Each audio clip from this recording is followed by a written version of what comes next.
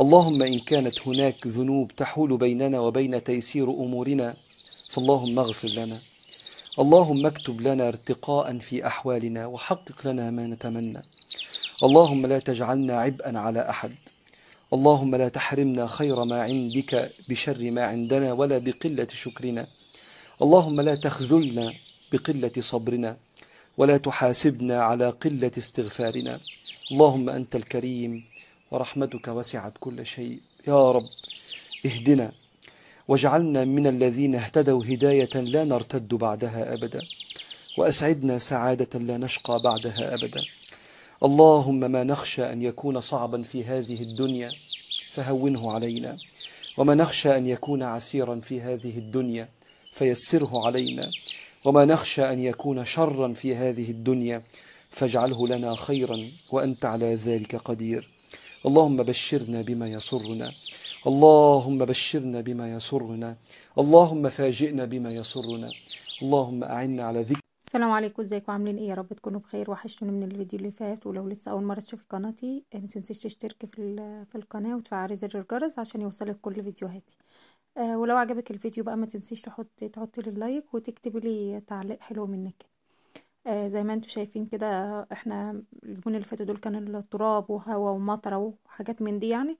فقلت لا، لازم اشيل كده وانضف. حتى لو انا مقفله الشقه وكده بيدخل لها تراب برضو.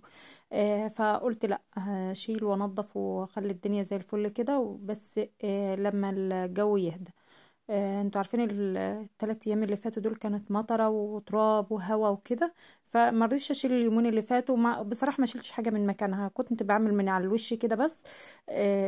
لان لو كنت نظفت وشيلت وغسلت وعملت من الحاجات من اللي انتوا عارفينها دي، كانت الدنيا هتتبهدل تاني. فاستنيت لما الجو يهدى وما يبقاش مثلا الدنيا تهدى من الهوا والمطره والكلام من ده، عشان لو اني غسلت لو كنت بغسل هاجي احط على المنشر والجو بيمطر فالدنيا هتدهول تاني. فقلت لا، لما يفوتوا اليومين دول هنضف بقى تنظيفة حلوة بس مش هنضف بقى كل مرة واحدة، لا انا بعمل كل يوم حاجة من اللي في الشقة.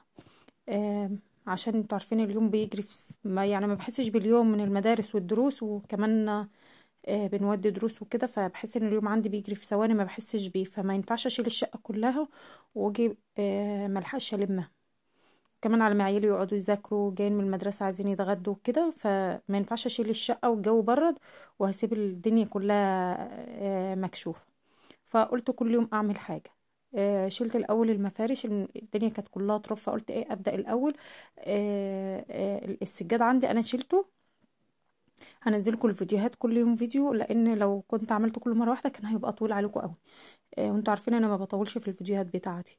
الاول كنت الحفظه اللي انتوا شايفينها على الارض دي انا شلتها وغسلتها، لانها كانت مبقعه من الاكل بتاع ولادي وكده، فشلتها غسلتها. بس كنت مصوره الاول وبعد كده شيلت. والحتت برضو اللي على الركنه دي انا ما غيرتهاش لانها كانت نظيفه، كنت شايلها محطاها لسه امبارح. شلت بس المفارش دي. حتى شوفوا التراب اللي كان على المكتبه، هي من على ازاز فبين على التراب. لو انتوا واخدين بالكم فعلى الشمال هتلاقوا تراب. ورغم ان انا كنت كل يوم امسح بس من على الوش، ما بشيلش حاجه من مكانها. رحت شايله بقى المفارش دي غسلتها ورحت حاطه المفارش الفرو لانها هي بتاعه الشتاء، اما المخططه دي كانت بتاعه الصيف لانها خفيفه وما بتحررش. اما اللي هي الفرو بحسها ان هي ايه، شتويه اكتر، فبحطها بس في الشتاء. غيرت المفارش بتاعه الشقه كلها. وغسلت بتاعه اوضه النوم بتاعه التسريحه، وغيرت بتاعه الجزامه. وغيرت بتاعه الترابيزه برضو. والمكتبه الاخرى كمان رحت شايلها برضو، وقلت ايه، هم انا عندي بس في الركنه هم المكتبه وترابيزه الركنه والجزامه هم اللي حاطه عليهم فرو. اما اوضه النوم ما كنت حاطه عليها فرو بس شيلتها. بصراحه بحب احط اللي هو الخفيف ده.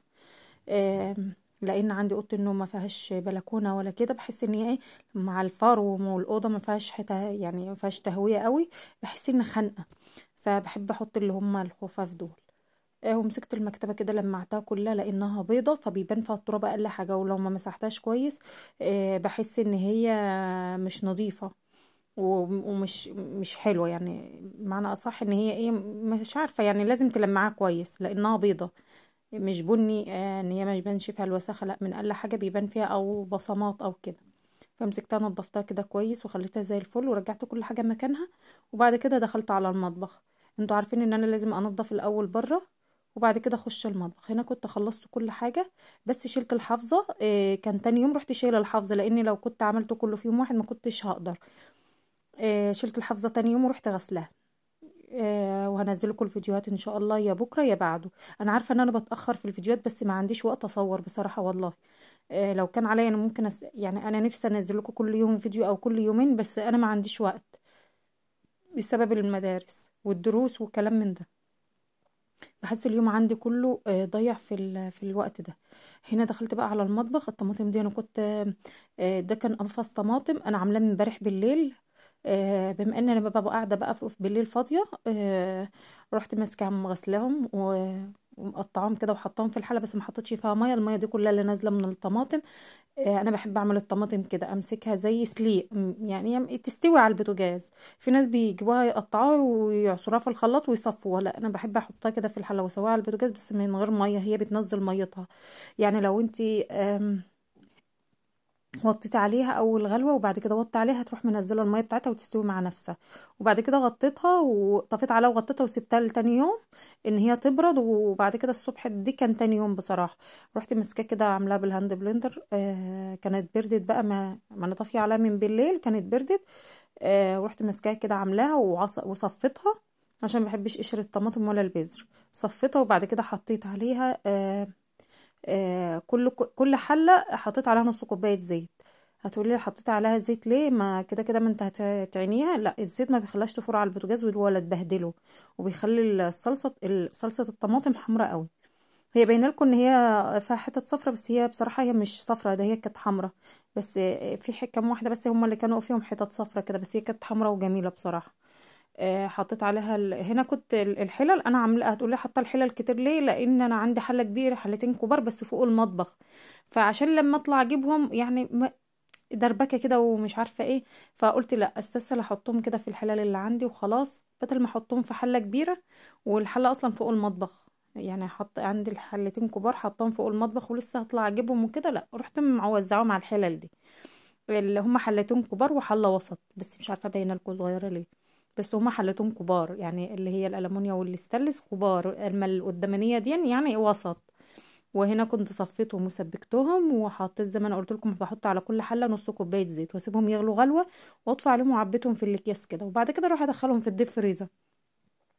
لان انا ما بحبش احط يعني انا بجيب اللي زي ما انا قلت لكم قبل كده في الفيديوهات اللي فاتت، انا بحب اجيب الطماطم واعصرها واحطها في الفريزر وطول الشهر اسحب منها. مش بخزنها، لا، انا بستسهل على نفسي واجيبها واعملها كده، لما باجي اطبخ هتروح جايبه الكيس، ولو مثلا هعمل مكرونه اجيب الكيس واعمل سلق المكرونه واروح عاملاها على طول، بدل ما لسه هسبك الطماطم وهعصرها ومش عارفه إيه. لا، بتبقى جاهزه. حسب بقى ما بتقعد عندي، تقعد شهر، تقعد مثلا شهر وتكفي الشهر اللي بعده، مثلا تقضيني كام يوم من الشهر اللي بعده، كده بتسهل عليا. اما انا اجيب طماطم كل يوم بقى، اجيب طماطم واقعد اعصر واعمل الطبخ وكده، لا، انا بستسهل على نفسي. اجيبها واعينها في الفريزر كده زي ما انتم شايفين، اكياس صغيره كده بس على قد الطبخه كله بقى، يعني حسب ما انت بتطبخي كتير قليل، انت بتعيني على قد الكيس بيقضي. مثلا هديك كيس مكرونه على قد اي حاجه طبيخ، انت بتحطي على قد مقدرتك انتوا كام فرد.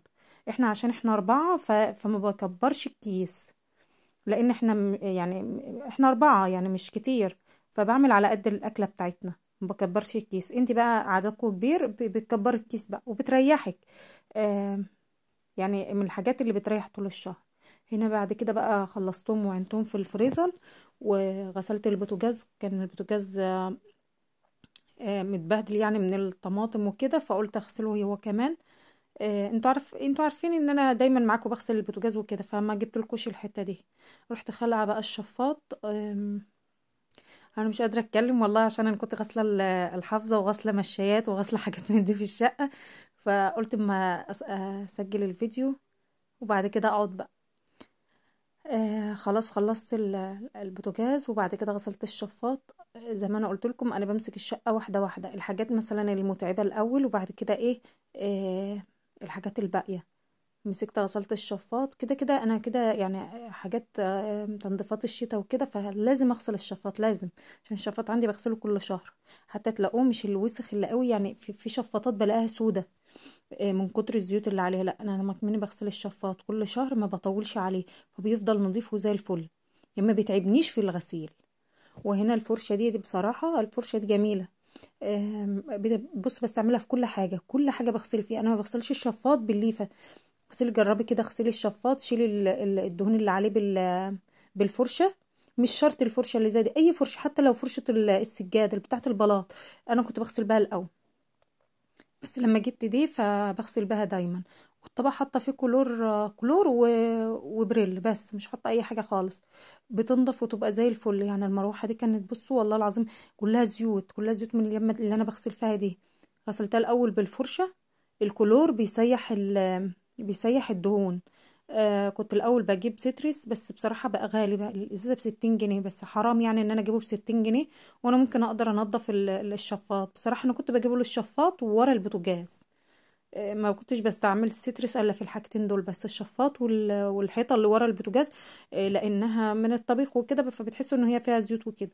بس اما انا ما كنتش بستعمل سيتريس في اي حاجه. هو جميل وبيستعمل في كل حاجه كل حاجه، يعني بس غالي. يعني انا حرام ان انا اجيب ازازه قد كده وب60 جنيه. فبصراحة أنا قلت لا ده غالي، ما رضيتش أجيبه، وقلت لا أنا هغسل الشفاط أنا زي ما أنا بغسل.